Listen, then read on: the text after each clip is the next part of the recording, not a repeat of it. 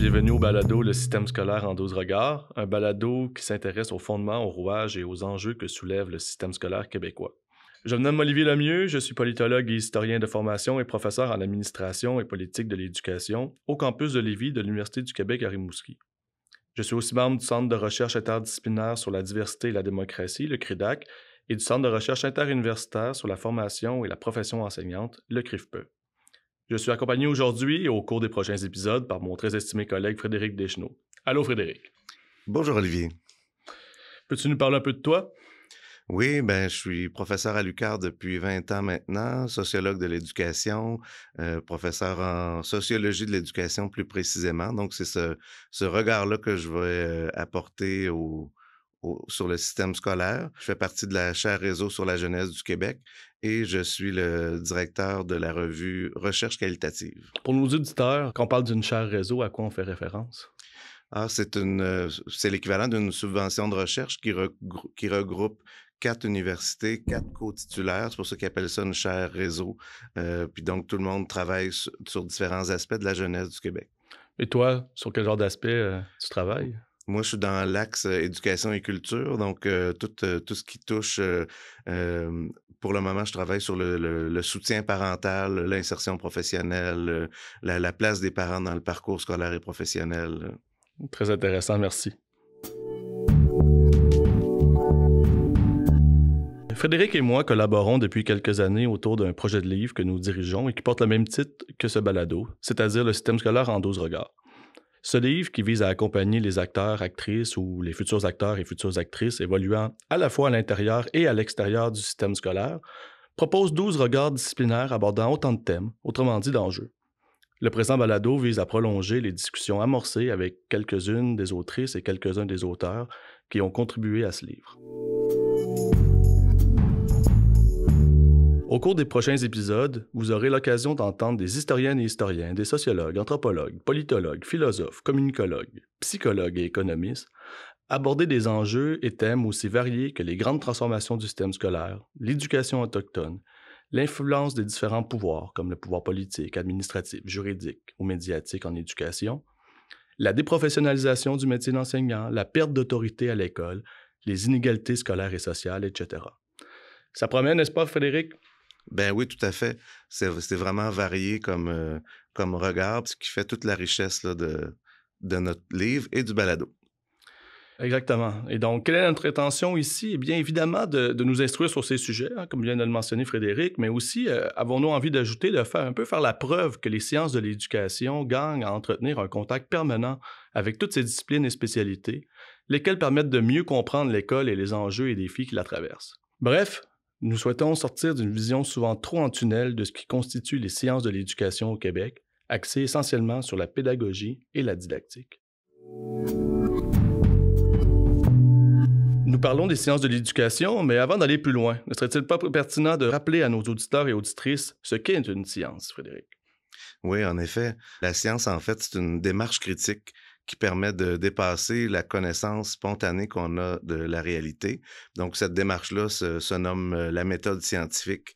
Puis donc, ce cadre rigoureux qui s'appuie sur un contexte théorique, des approches méthodologiques diversifiées, font en sorte qu'on peut arriver à comprendre et dépasser ce que certains sociologues ont appelé la connaissance ordinaire. Donc, par exemple, l'éducation, on connaît l'éducation parce qu'on a été élève, parce que peut-être on a des enfants dans le système scolaire, mais les différentes disciplines que l'on va côtoyer dans ce balado-là vont nous permettre d'aller plus en profondeur dans différentes disciplines qui chacune ont leur méthode, leur façon de faire, leur concept pour analyser l'éducation.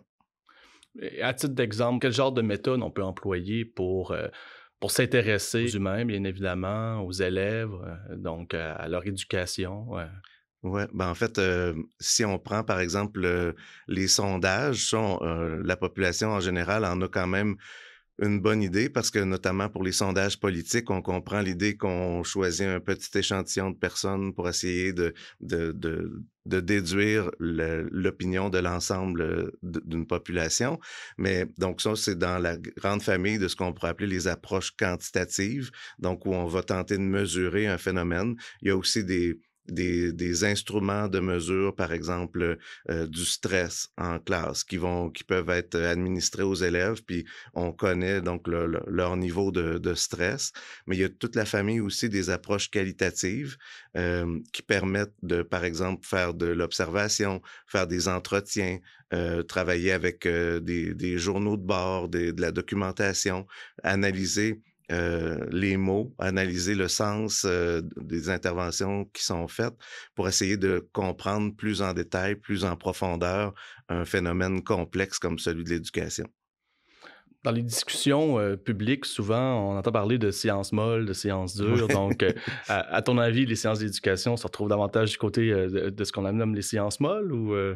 Ouais, je suis pas, je raffole pas de cette appellation, mais en effet, parce que, contrairement à ce qu'on peut voir, par exemple, dans d'autres disciplines, si je prends un objet, que je le laisse tomber par terre, ben, les lois de la physique, donc ce qu'on pourrait appeler des sciences dures, ben, vont faire en sorte que c'est sûr que l'objet va tomber par terre.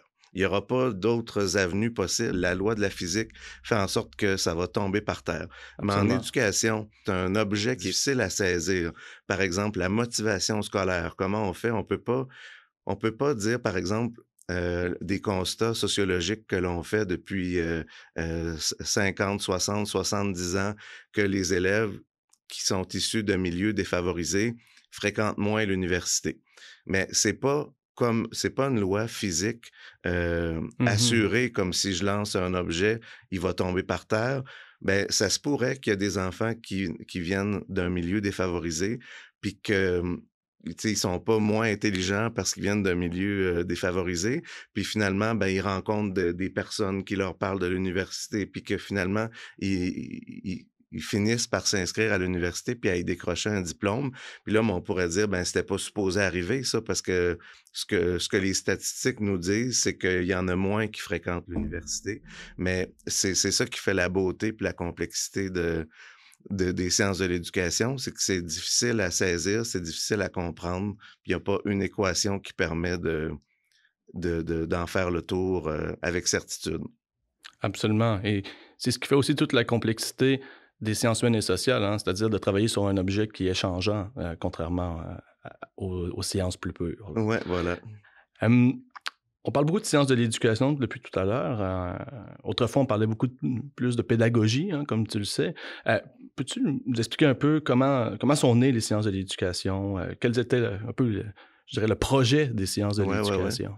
Ben, en fait, les sciences d'éducation, c'est relativement récent quand on dans le monde scientifique, là, quand on pense à justement aux sciences dures là, où on a des traités très anciens sur la question. Quand on parle autour du 19e siècle, début du 20e siècle, où on commence à parler des sciences de l'éducation, il y a une belle citation de Émile Durkheim, un sociologue français, qui expliquait que la pédagogie ne poursuit pas les mêmes buts ni les mêmes méthodes que la science.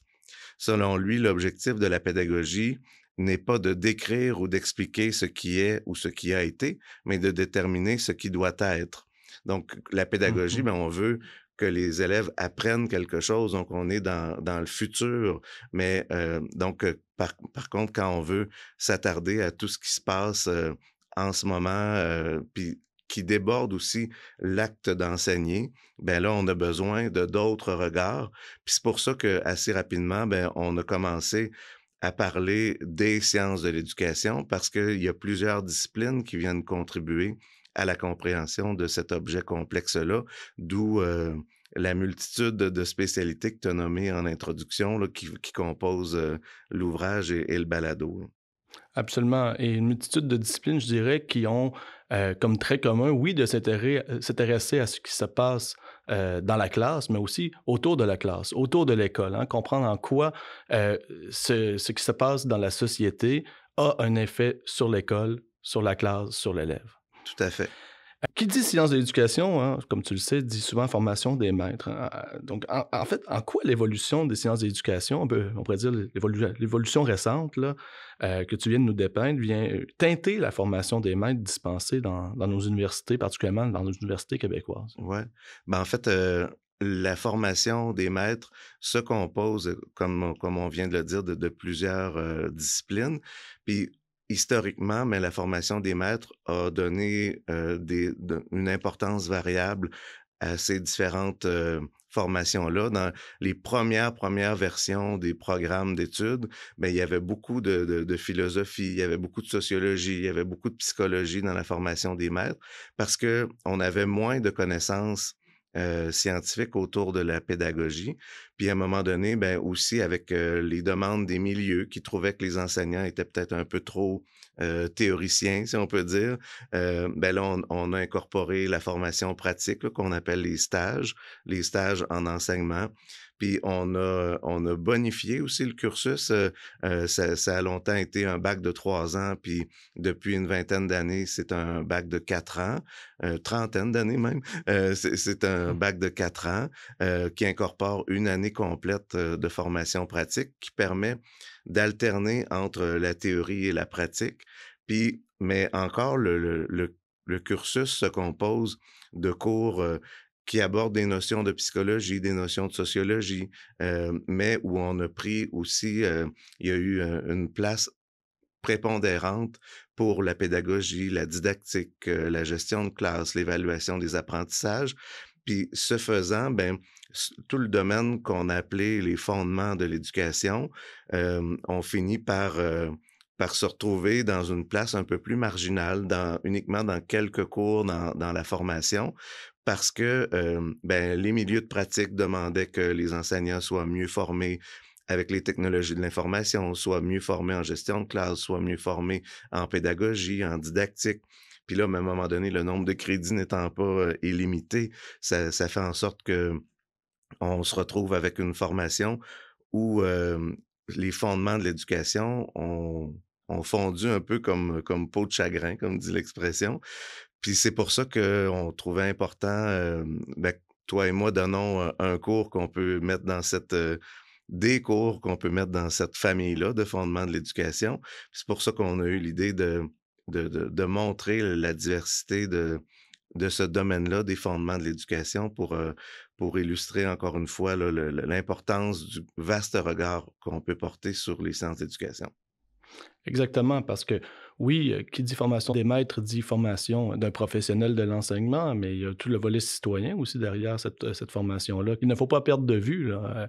Je pense entre autres à une étude là, qui avait été conduite au milieu des années 2010 là, par Maurice Tardif, Robichaud et Morales Perlaza, où ils avaient recensé les programmes de formation des maîtres au Québec et avaient relevé que dans certains cas, on parle seulement de 6 crédits là, Ouais. sur 120 crédits voués au fondement de l'éducation. Donc, d'espérer que, et c'est un peu ça un des objectifs de notre Mhm. entreprise, de démontrer la pertinence de ces fondements-là, il est à espérer qu'on procédera dans les prochaines années à un certain retour du balancier.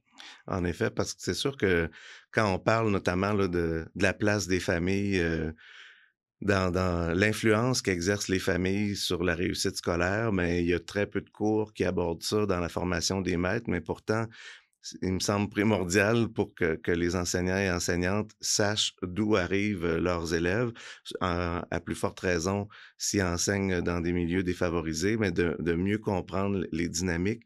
Puis le choc culturel que ces élèves-là, vivent, même si on parle là de Québécois, d'origine, souvent, ils arrivent à l'école, ils entendent une autre langue que la langue qui est parlée à la maison. Oui, ça parle français, mais ça parle pas nécessairement le même français, qui est parlé à la maison. On valorise, la lecture, l'écriture, puis si à la maison, c'est des éléments qui sont moins valorisés, ben, l'enseignante doit le savoir puis doit intervenir autour de cette manière, autour de ce problème-là. Donc, c'est à ça que ça sert un peu aussi là, d'élargir le regard. Tout à fait. Et au-delà de l'enseignement-apprentissage, nous avons bien vu, notamment au cours de la dernière année, avec le Front commun, et cetera, que les enseignants et les enseignantes forment des acteurs sociaux aussi. Donc, de comprendre le système dans lequel ils évoluent, quels sont leurs leviers, et cetera, ça nous apparaît essentiel. Comment le système scolaire a-t-il évolué depuis l'arrivée des premiers colons en Nouvelle-France jusqu'aux nombreuses transformations initiées par la Coalition Avenir Québec? Qu'est-ce que l'éducation autochtone et quelle place occupe-t-elle au Québec? Par quel processus le législateur joue-t-il son rôle à l'égard de l'éducation et quelles sont les grandes législations au fondement du système scolaire québécois? Comment les instances centrales, par exemple l'Assemblée nationale du Québec, le ministère de l'Éducation, ou encore les instances intermédiaires, comme les centres de services scolaires ou les commissions scolaires, ou encore les instances locales, comme les écoles, se partagent-elles leur pouvoir? Quels sont les principaux paradigmes au cœur du régime pédagogique et du curriculum québécois actuel? Autrement dit, au cœur des programmes. Que nous dit la recherche sur la place du personnel enseignant, des parents et de la communauté à l'égard de la réussite éducative et du bien-être des élèves? Le système scolaire québécois est-il équitable ou pérennise-t-il des inégalités dans la société? Prépare-t-il convenablement les citoyennes et les citoyens à la vie active sur le marché du travail? Voilà quelques questions auxquelles nous tenterons de répondre au cours des prochains épisodes. Le système scolaire en 12 regards est un balado développé par l'Université du Québec à Rimouski. Pour en apprendre davantage sur les éléments abordés à l'intérieur du présent épisode, nous vous encourageons à vous procurer l'ouvrage Le système scolaire en 12 regards, publié aux presses de l'Université du Québec et dirigé par moi-même, Olivier Lemieux, et par Frédéric Deschenaux. Rendez-vous au prochain épisode.